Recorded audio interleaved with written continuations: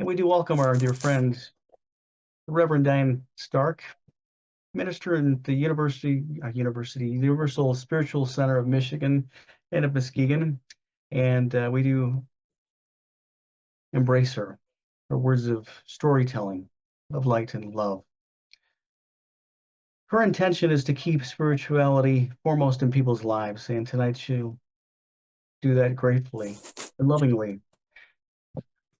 She comes from Washington, D.C. area and has a multifaceted career spanning from clerk to educational director and a minister of, once again, the Unity Spiritual Center of Muskegon here in this great state of Michigan.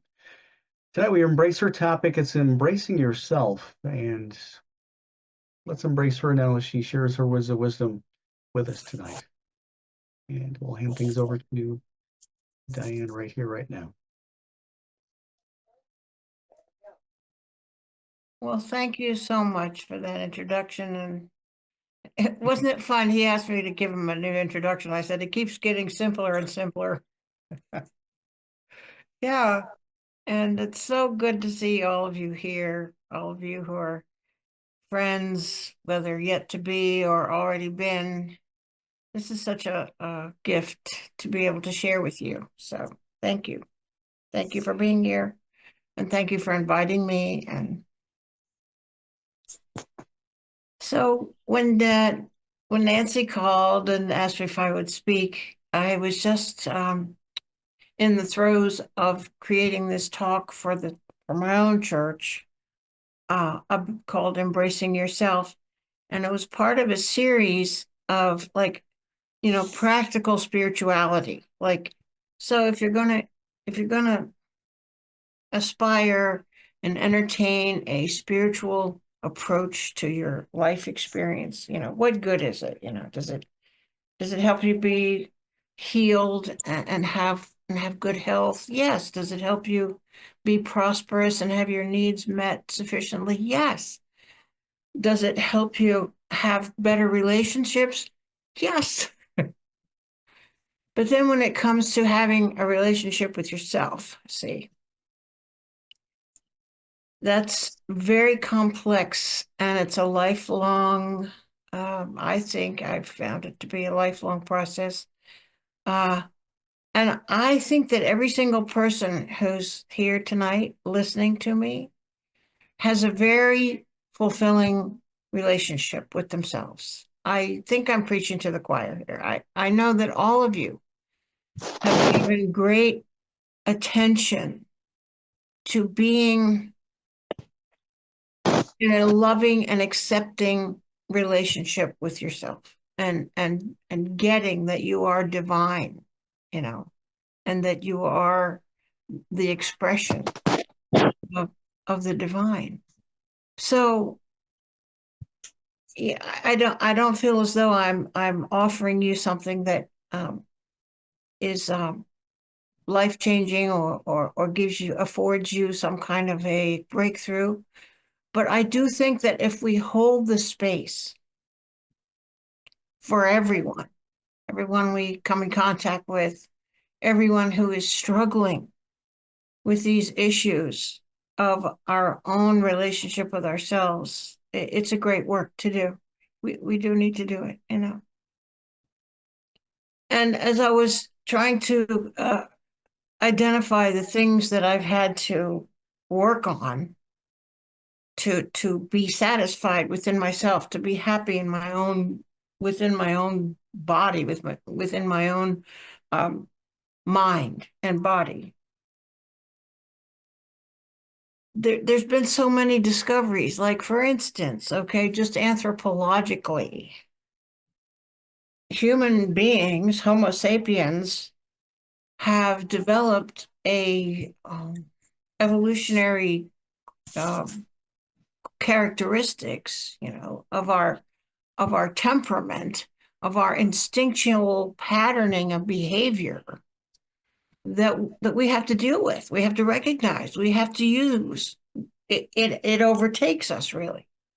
Our survival drives, our need for security and bonding with as infants. and our developmental tasks. That's so mysterious. Have you noticed as a child grows, as we grow, at certain ages, we have a developmental imperative. It shows up kind of in the middle childhood. You have to have a best friend of the same gender. And then a little later on, you get a best friend of the opposite gender. And then a little later on, you get some sense of what use you are to the collective, that you have a part to play with other people. And then later on you get that you've got to create a home and a hearth, and you've got to manifest and create comforts and food for the people that you're responsible for. So all of these things present um, necessities that we have to face. And for some people, like, it's easy. And for some people, it's a struggle. And why is that? Why is that? You know, but whatever it is, we have to find the integrity, we have to find the courage, and we have to find the responsibility to meet these challenges. Now, this stuff is not really very spiritual, but just consider that, as we've from hunter gatherers, going through a paradigm shift into being agriculturists. This is what I never thought of this before, that really the Holy Bible, the story of the Hebrew scriptures, is a narrative of how humankind, adapted to this new way of being alive, this new paradigm of being agriculturists, with necessitated laws and private property and division of labor and power hierarchies. All that stuff had not been necessary when we were living in clans and we were just hunter-gatherers. And now we're faced with a whole new lifestyle paradigm shift. We're no longer living every man for himself. I gotta have mine, and you can't have it. We are now realizing that we have to come together for the greater good and be cooperative. Everybody knows this, right? But the way it plays out in our individual day-to-day lives, the way that it sort of knocks heads with the social institutions that we have created for this current paradigm, the old paradigm, it causes confusion and chaos to try to fit that old wine into new wineskins. And we're all going through this. So that's one of the ways that we have to embrace ourselves, is to give ourselves the space to create a lifestyle that makes sense, a lifestyle that has integrity, a lifestyle that gives value to the things that we aspire to have as a humanity. One of the things that I see in people too is that especially younger people, that after a person goes through their childhood and goes through the public schooling and arrives at early adulthood, it's like their life is too small. There's no space for them to create. There's no space for them to feel significance. There's no space for them to play, actually, in some cases. Yeah, it's like a suit that's too small. Your life is too small and it's uncomfortable. Or your life can be too big. It's just as much of a problem that you reach your early adulthood and there's because of circumstances that you did not create, you have a lot of privilege, you have a lot of choices, you have a lot of space in which you can be undisciplined. And that can be a problem too. So adapting to a life that fits you, that fits your energy, that fits your level of maturity. That's a trick. That's a tricky thing to fit, to get a good fit for. And these things just have to sort of be eased into, be eased, create in a day-to-day understanding and acceptance of what feels right and what feels good. So that brings me to the biggest issue is the way we feel inside. That's that's the big issue of embracing yourself.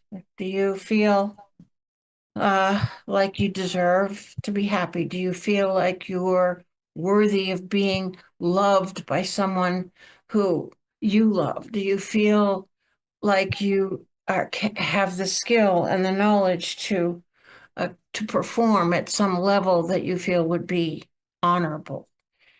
All of these feelings are weights that people carry that contribute to the big mental problems, the psychological problems, depression and anxiety.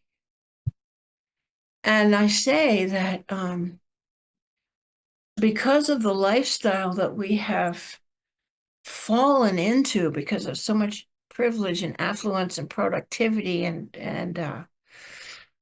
manufacturing, stuff that we have, it's like we don't live outside anymore. I was just noticing this week that there's nobody walking around on the sidewalks. Everybody's inside. Well, I know it's winter, but still, we've adapted and more to being tuned in to electronics, to things that go on inside, to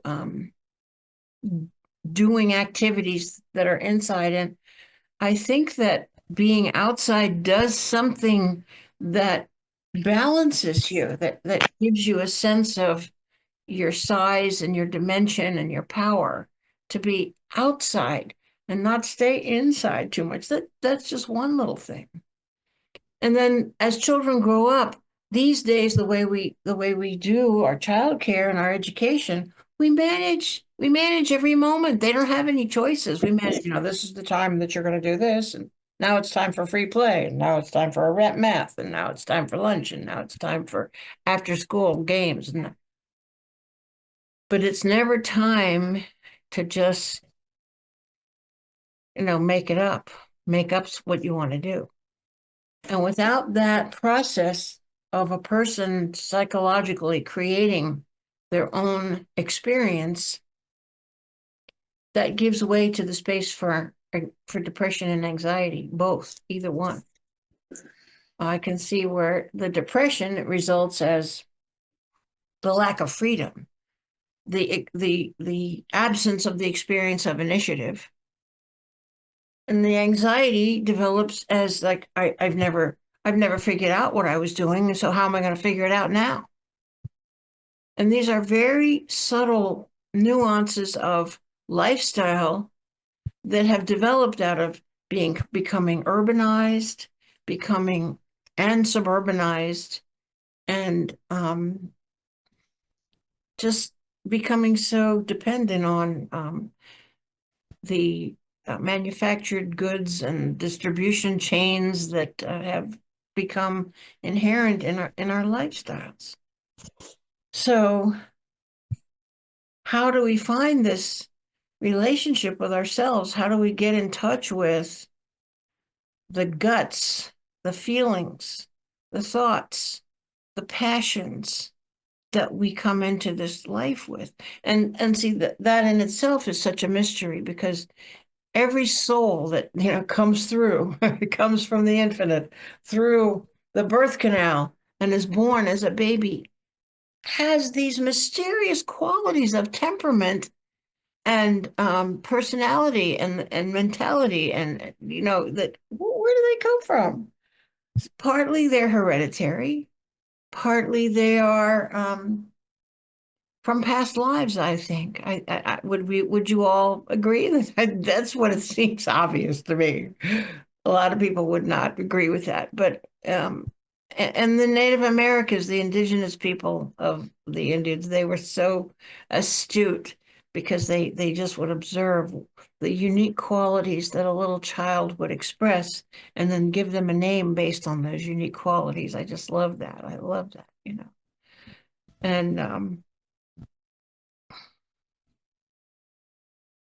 And this modern era is not it doesn't, you know, how do I want to say it? It's not parallel to our instinctual nature. It's not parallel to our human nature. Emile Durkheim, how many of you know who he is? The father of sociology, a Frenchman who wrote about why there was such a high suicide rate of modern times.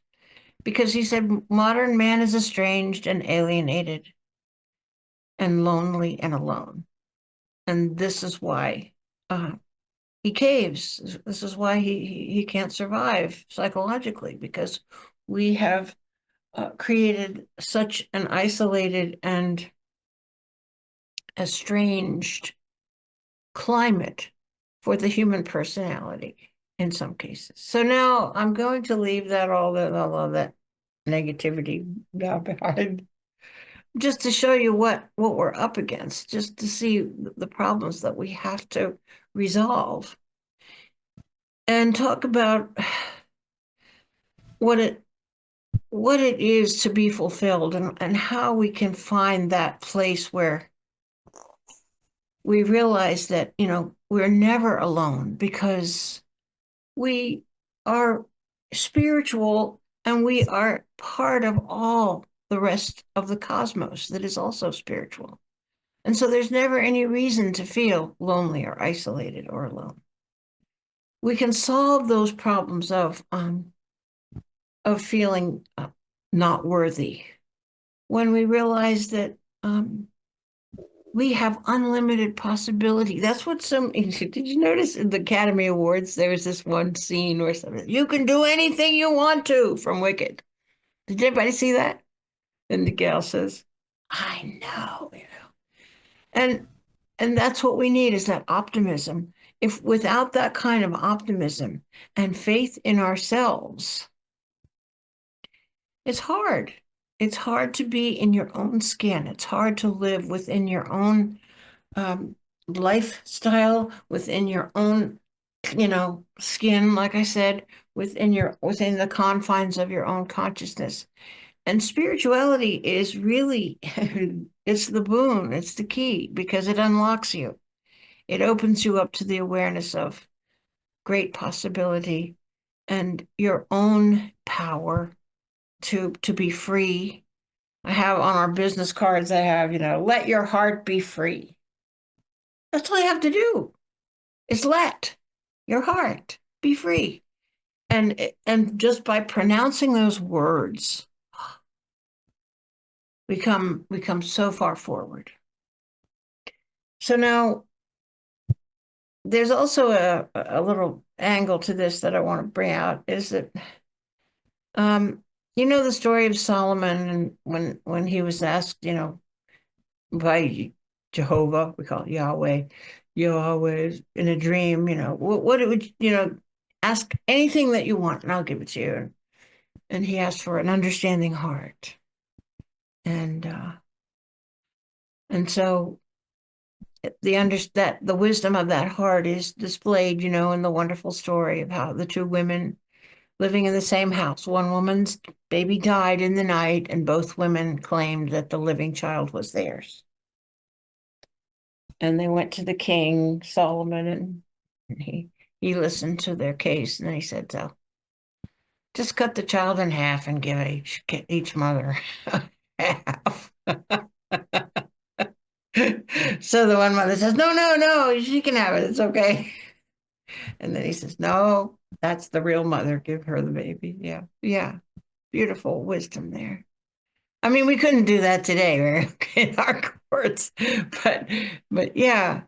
So, but the point is that you can ask for any quality of human nature anything, and it will be yours. You don't have to practice it. You don't have to develop it. All you have to do is identify it. Um, hey God, I need a couple more megabytes of intelligence. I'm telling you, it works. You know, could I just be a little bit less judgmental? Done. I'm telling you, you can ask for anything that you want to incorporate into your identity. And as Jesus said, believe that ye receive it and ye shall have it. Yeah, yeah. So there is absolutely no reason why we need to be depressed or anxious or less than, inferior, ashamed, doubtful of our ability to succeed. We have to understand that we are created in the image and likeness of very God itself. And if it takes a lifetime of pondering that concept, so be it. What else have you got to do? Yeah, pondering that concept and to stay in touch with your feelings. And when you have feelings that are painful about who you are, when you have feelings that are painful about how you feel about yourself, it's very important to process those feelings and to prevail and get yourself to a place where you love yourself just the way you are. Just the way you love everybody else. You got to love yourself the same way. So, I'm going to close now with a prayer together, okay? I found this affirmation this affirmative prayer to be so it gave such peace of mind, and I've shared it with other folks, and they just love it. It was given to me when I was working in a Unity church, and I was the director of their youth education, and one of the teachers had um I don't know, I remember how it went, but anyway, it hurt my feelings and it really made me feel like I had screwed up. And I just couldn't get over it. I couldn't bounce back. I felt um, you know, I couldn't forgive myself. And so when I went to work that day, actually in Silent Unity, the my supervisor said, "What is the matter with you?" And so I told her a little bit about what happened, and she said, "Oh, sit down. Now I want you to take this affirmation, and we're going to do this. I am the perfect expression of the divine." Just say that. So now let's just take a moment to just take a moment, and go within and really focus on our heart center and affirm this eternal truth. I am the perfect expression of the divine. And we say that now silently to ourselves. I am the perfect expression of the divine.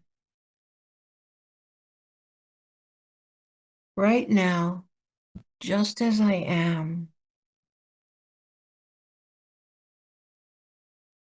there is nothing else. I accept my divinity.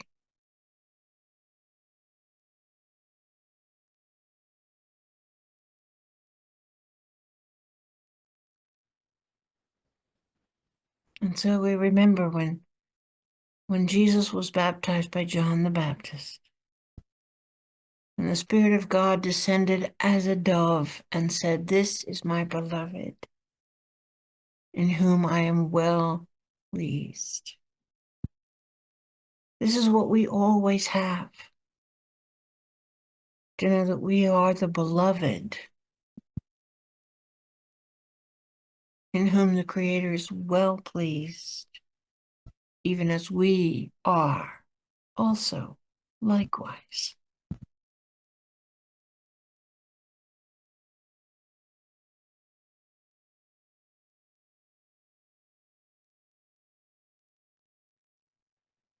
And so we give thanks for this opportunity to appreciate the complexities of our own nature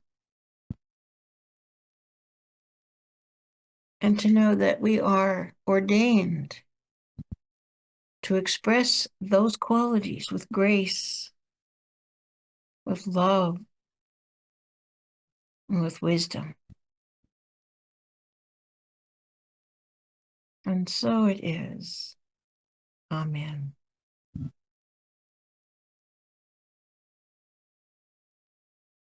Okay.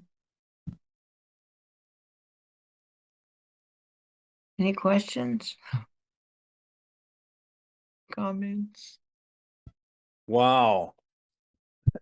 Thank you. I got to really go on because when I gave that sermon on Sunday, I had to, keep it to 20 minutes. So I mean, how long was this? I got to just really go on really go into it, because it's big. This is a big area.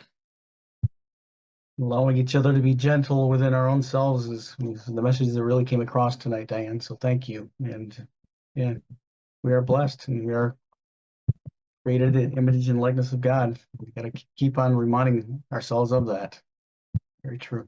Thank Yeah, you, the Bible Diane. is good for something every now and then. Sorry. That sure is. What did you say, Cynthia? It sure is. I mean, Claudia. I said, thank you. Oh, you're welcome. That was timely. Although, you know what? It could be timely every day. That's a reminder that we need, because I do forget it at times. I start to get stuck in a rut of doing. And if I stop and just go within, I think sometimes I'm too busy. I don't have time to do that. But that's the time that I need it the most. I try to be really careful about, this anxiety and depression thing, because there's a lot of drugs that are being used now to treat that. And I certainly don't want to get in between anybody in their treatment from a professional physician. But for myself, when I see all those ads that come one after another, for depression and anxiety, I'm just going, what? I thought that I was the driver, not. Happy birthday to you. Yeah. Thank you. Charles's birthday is coming up on March 15th over here, Charles. Oh, Happy birthday, Charles. yeah. We're having a big conference in your honor. Yeah.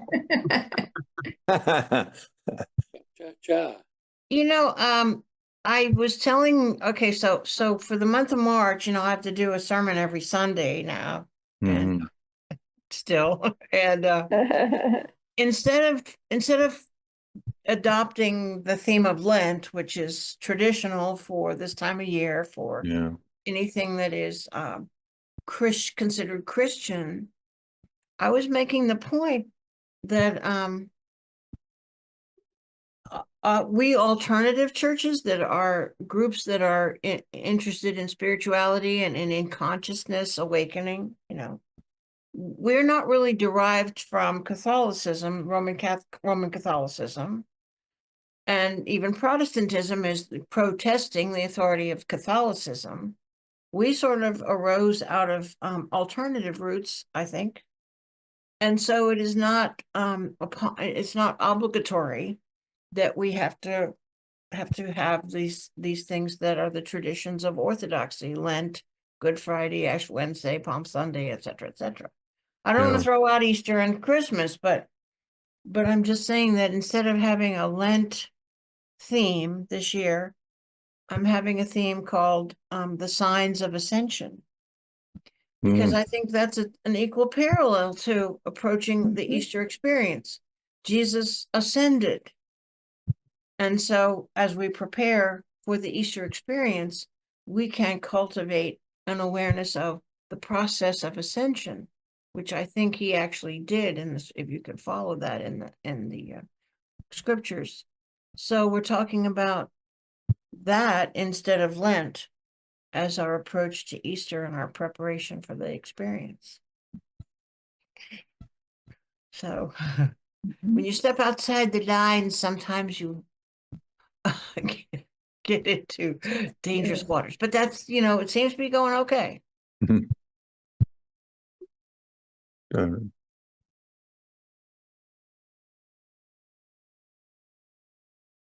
Yeah, I think that's a great idea. What'd you say, honey? I think that's a great idea. Oh, thank you. The Yes. ascension, I think that's great. Well, speaking of Rose there, what happened to our Coptic moment with reading from Hamid Bey? Was I supposed to give the Coptic No. moment? We just didn't do it this week. No, I know it. we've decided that we're going to offer something different every week. Cool. We have been reading to the audience from Yeah. Hamid, and that's not necessarily. It's informative, but it's Yeah. rather boring. Yeah. And so rather than read some information to you, we can share in, like tonight, Michael, the Om chant. However, Michael, you didn't realize, but somehow the microphone didn't pick up your Om chant. Mine didn't. I don't know about the rest of you. No, it didn't. No, I didn't. The setting Yeah. in Zoom, I need to relearn how to adjust Yeah. the mic. right. And the dinging, I tried to when you change. did the bells at the beginning, you couldn't hear the ding either. No, right.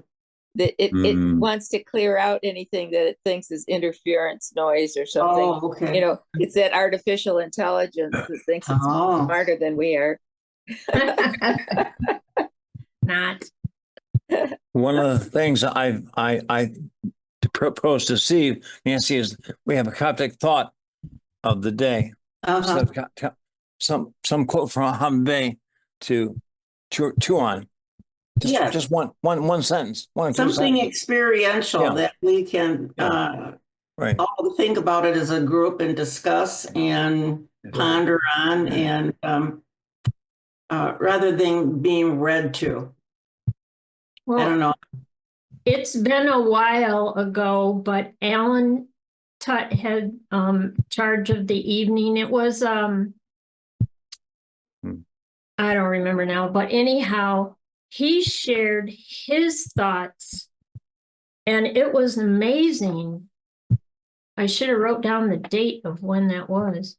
But instead of just reading, he shared his own thoughts and it was great. I loved it. Mm-hmm.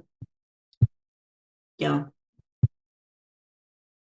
You were talking about the preparation for Easter and Lent and all of that. I think of the Coptics as following the teachings of the mystery schools, following, the temples along the Nile. When you go to Egypt, each temple has a different emphasis. That's where Hamid Bey learned his background and his teachings, and the beginnings were in the Essenes, and go back. Mm-hmm. We might pick up some things from each temple along the Nile represented a different chakra. And each chakra has, different emphasis, different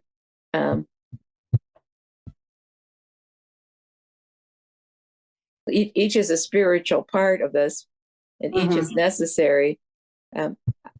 Just not too long ago, I came across a chakra cleaning meditation to do when you're in the shower.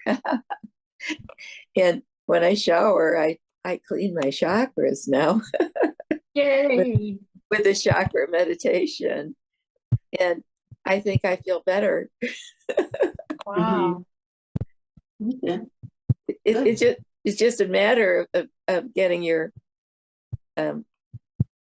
your vibration going again in the right, getting everything working in the right direction, that we get our chakras spinning sometimes off on weird directions. So there are a number of things that we can, I like your idea of doing something other than the traditional Lenten theme.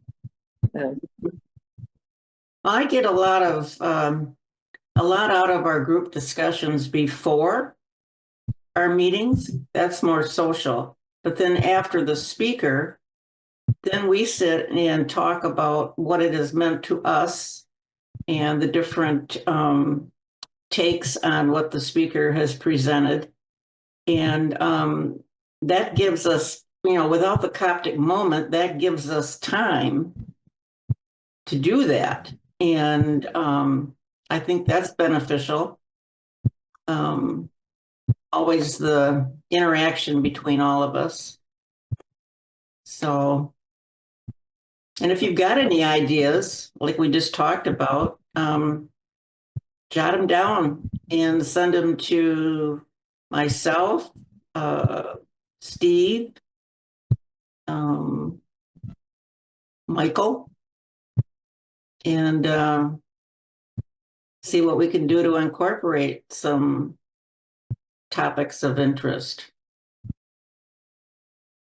I know we want to say, the Coptic prayer too, opening or ending our Tuesday nights. I don't know if we've got that on tap for tonight, Michael, but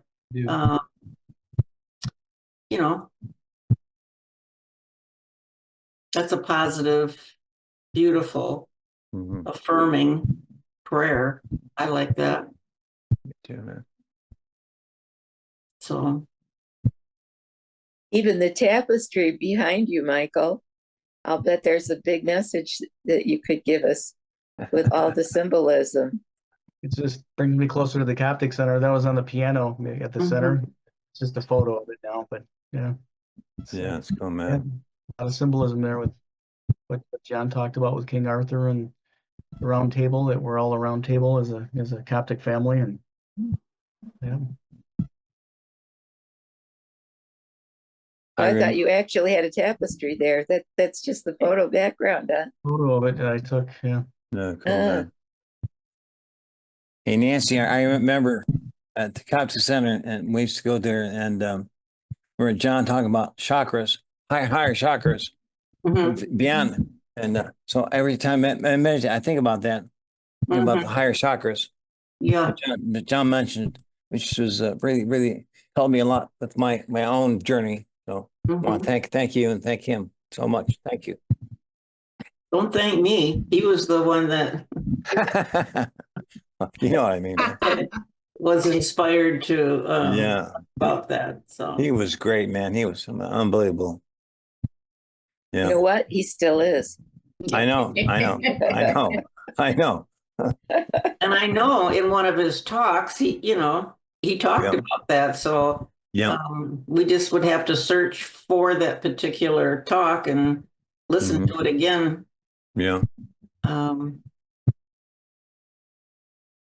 Yeah.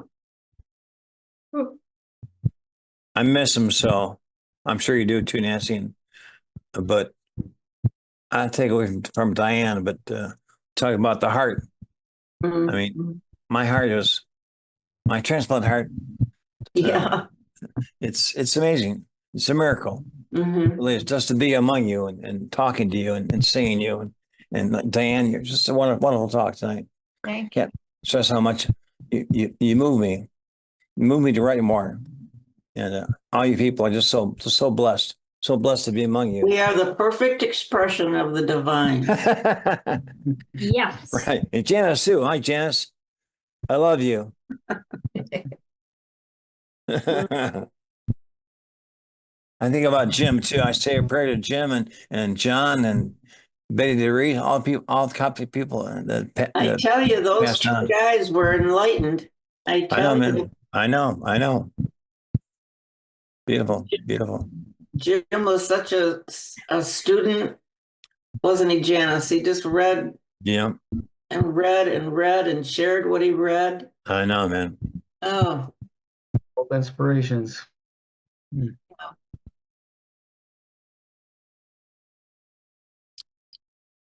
Hey, Michael, are you gonna say the Coptic prayer, man? Yep, I will. When we Okay, close, man. let's share the Coptic prayer. I don't have it to project, but I'll read it with you. Thanks again, Diane. Yeah. yes. Thank you, Diane. And Diane, you're getting younger. You look beautiful. It's totally my pleasure. Thank you. I am recovering from the bad trip I had with COVID. I'm recovering a lot. Oh, Oh, well, you really just emanate a glow. You just look beautiful to me tonight. Just I Thank was you. noticing how great Claudia looked. Claudia, Yeah. you look about 50 years old. okay. yeah, you know, actually That's looking pretty good. I was not very happy this last month. I was sick 3 times and I never do that. And I'm not doing it again. good. Amen. Don't need that. Everyone looks delightful. Yes. Good to see everybody again. The Coptic message works.